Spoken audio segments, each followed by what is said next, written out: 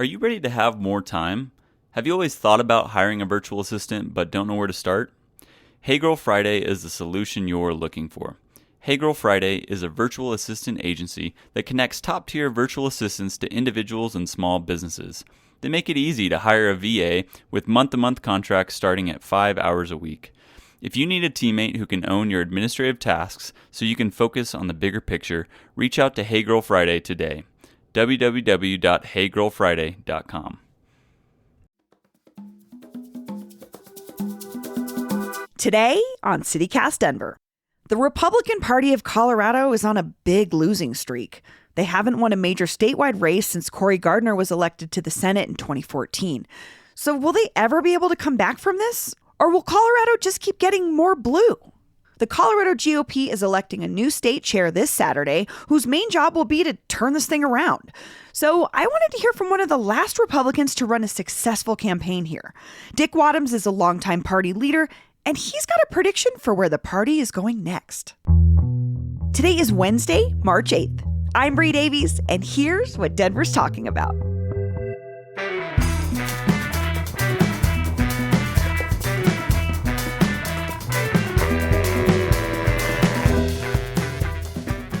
Dick Wadhams, welcome to CityCast Denver. Thank you for having me. Dick, what is wrong with the GOP in Colorado right now? Well, boy, where do I start? Of course, the last three election cycles, 2018, 2020, and 2022, Republicans had very bad years, and Democrats swept all the statewide offices in the 2018, 2022 statewide elections. In 2020, Donald Trump was beaten by Joe Biden by 14 points in Colorado, and that helped take down Cory Gardner, the incumbent U.S. Senator. So the last three election cycles have seen some heavy defeats for Republicans, I think, because of the drag of Donald Trump. Now, let me stress, I voted for Trump twice. I like what he accomplished in terms of judicial nominations, tax cuts, border policies. I think what he did on COVID was amazing. I could go on.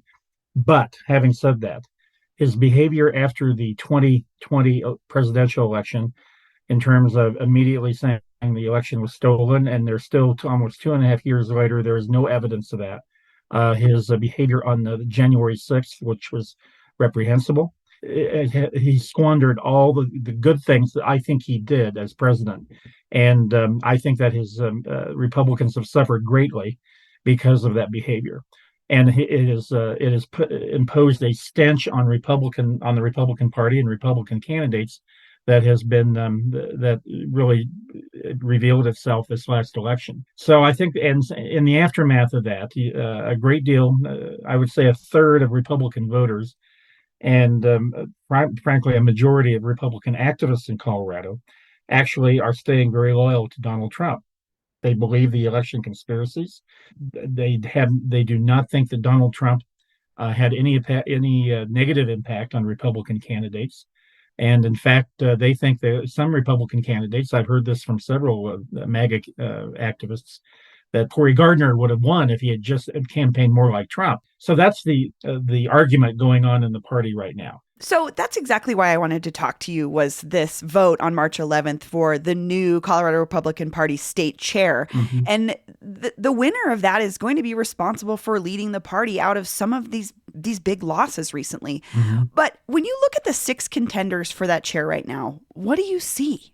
This election for state chairman, which is on March 11th, is the first time the party really has some kind of an event or a meeting that will reveal this debate within the party as we elect a new state chairman and vice chairman and secretary. I see 6 people who, to one degree or another, believe in the election conspiracies that Donald Trump was denied, had the election stolen from him in 2020. I see 6 people who all want to eliminate unaffiliated voters from being able to cast votes in the Democratic or Republican primary as they choose. And I see 6 people who want to return to election day precinct voting, which is, we are way past that debate. But they want to do that, even though 80% of the electorate proactively wanted to vote permanent absentee before we passed voting. All those three issues are just out of touch with Colorado today. People like getting the mail ballot. Unaffiliated voters have now voted in primaries for 3 consecutive elections. Ripping that away from them, especially if it's initiated by Republicans, will send a pretty clear message to unaffiliated voters: we don't want you around.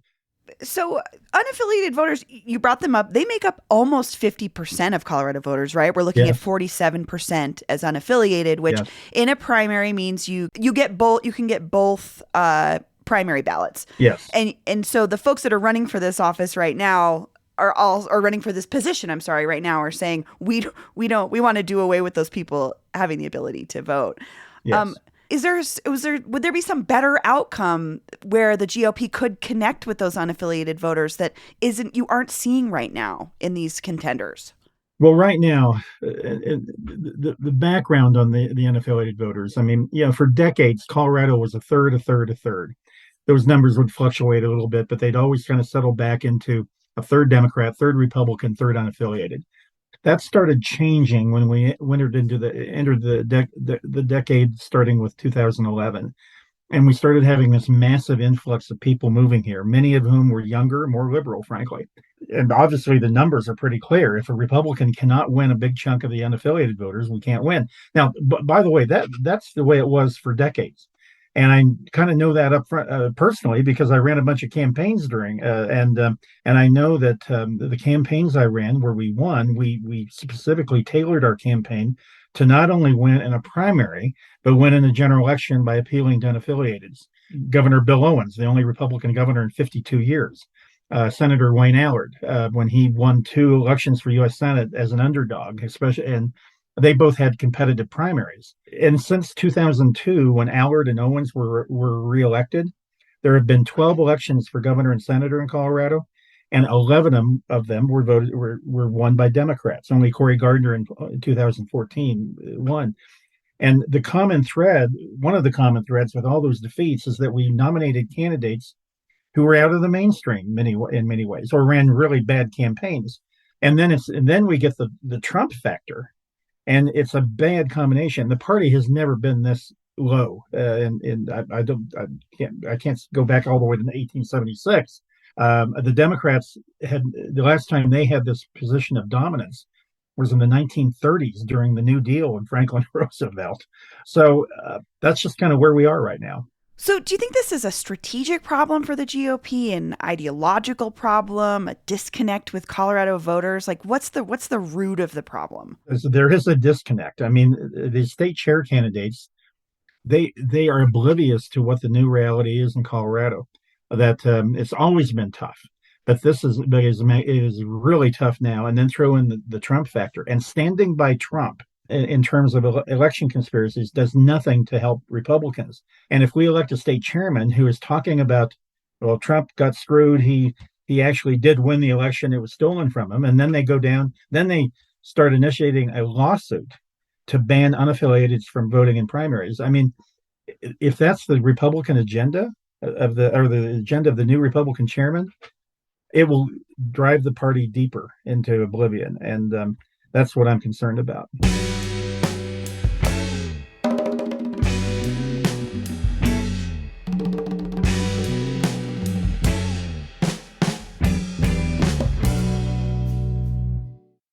So you yourself served as chair of the state party from 2007 to 2011.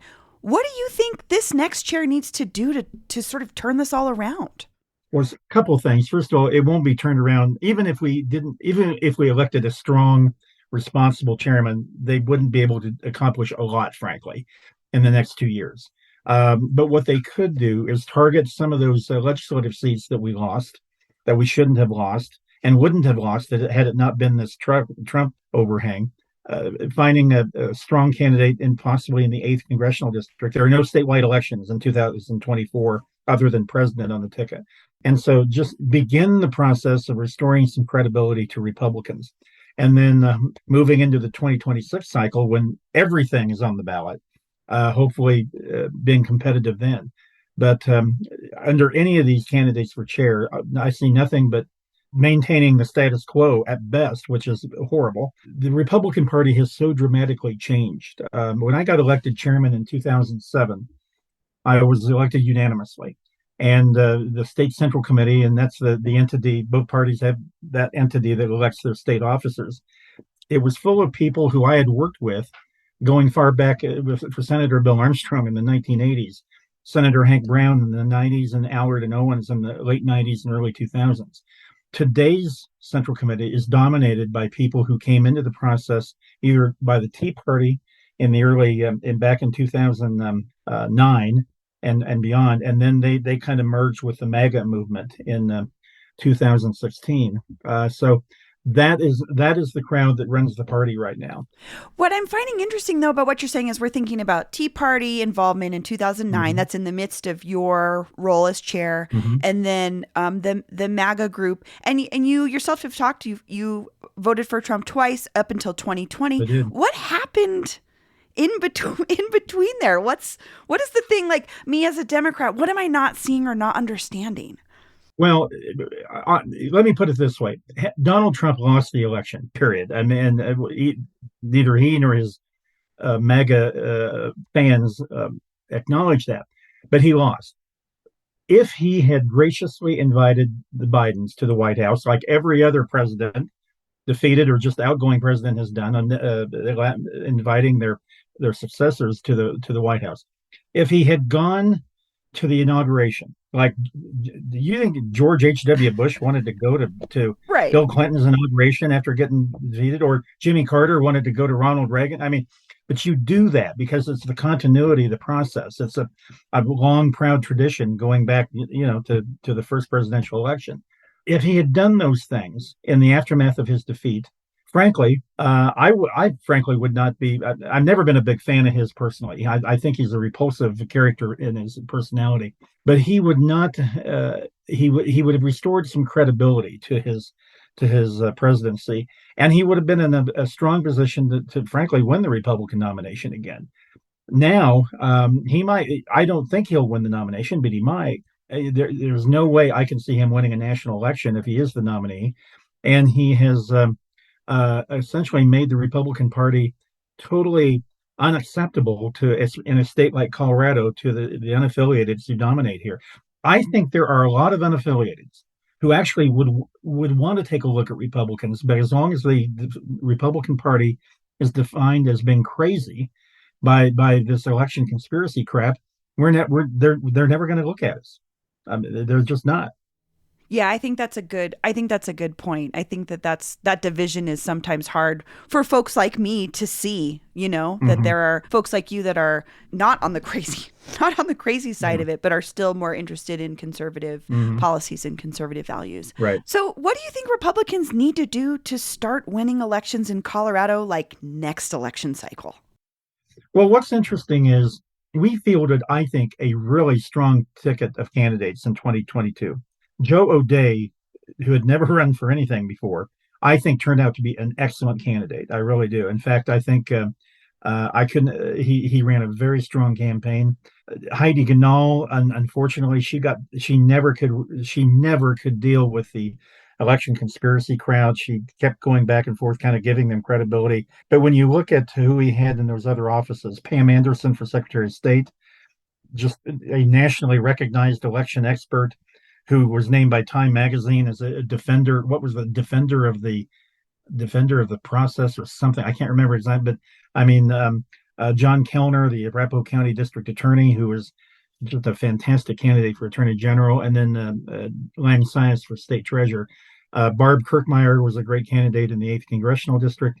There were 7 state Senate districts that were competitive, and we fielded what I think were 7 outstanding candidates. They all went down. And once again, it didn't make any difference how good a candidate you were, how good a campaign you were running. The unaffiliated voters said, "Nah, you're with that crazy party. We're not going to look at you."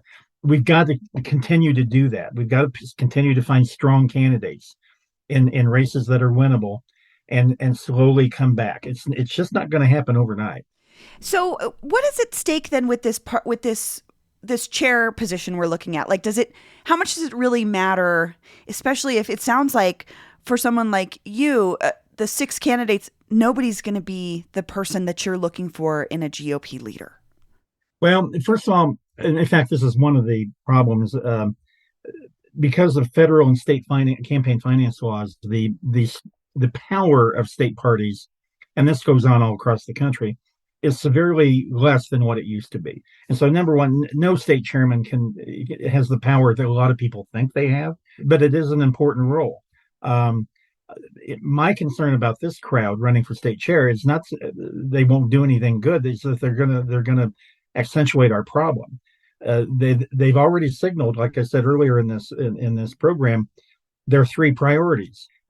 Stolen elections, ban of unaffiliated voters, and go back to election day voting. Those are three loser issues. They make us look like idiots. I would be fine with just kind of a mainstream conservative chairman who just did no harm and just did the things that they should be doing. But that's the trouble. Any one of these six will absolutely do more harm to this party. Do you have hope for your party, Dick?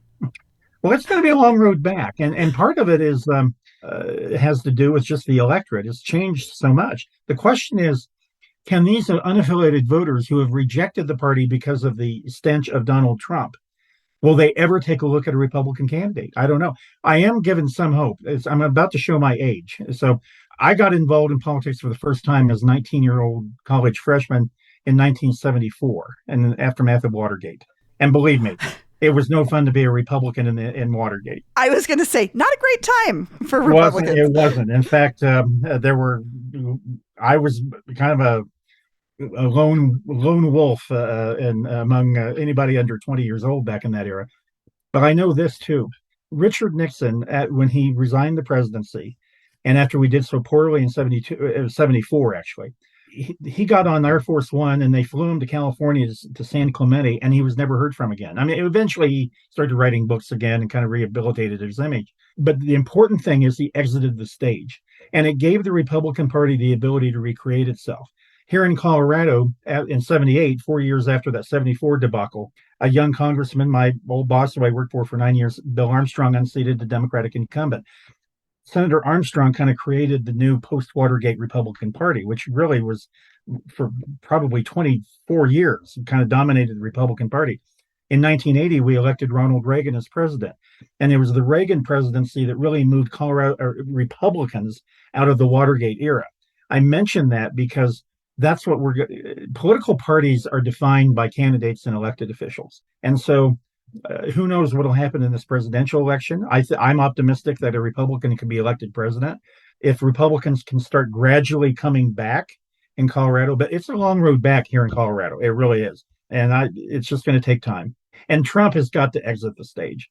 If he's the nominee again, you can just shut it down and just forget it. Yeah. Well, Dick Wadhams, thank you so much. This was really insightful. Well, I hope it was. So I enjoyed doing it. So thank you. And here's what else Denverites are talking about: safe outdoor spaces. Mayor Michael Hancock authorized these outdoor camping sites for people experiencing homelessness as an emergency measure early in the pandemic.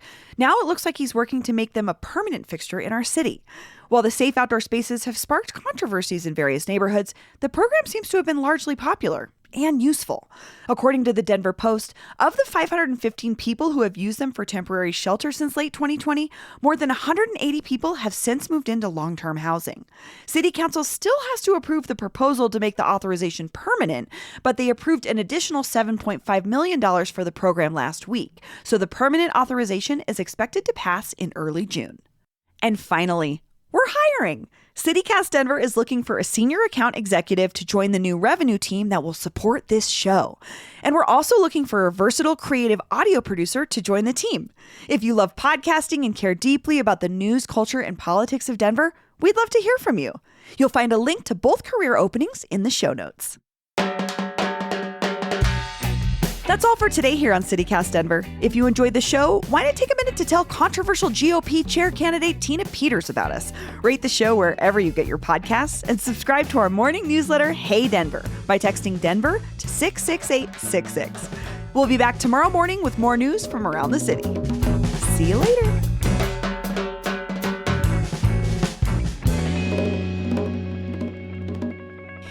And finally, we're hiring. Oh, sorry, I bumped my mic. Sorry, hold on. What? Okay. Finally, the noise you never want to hear on this podcast. Okay.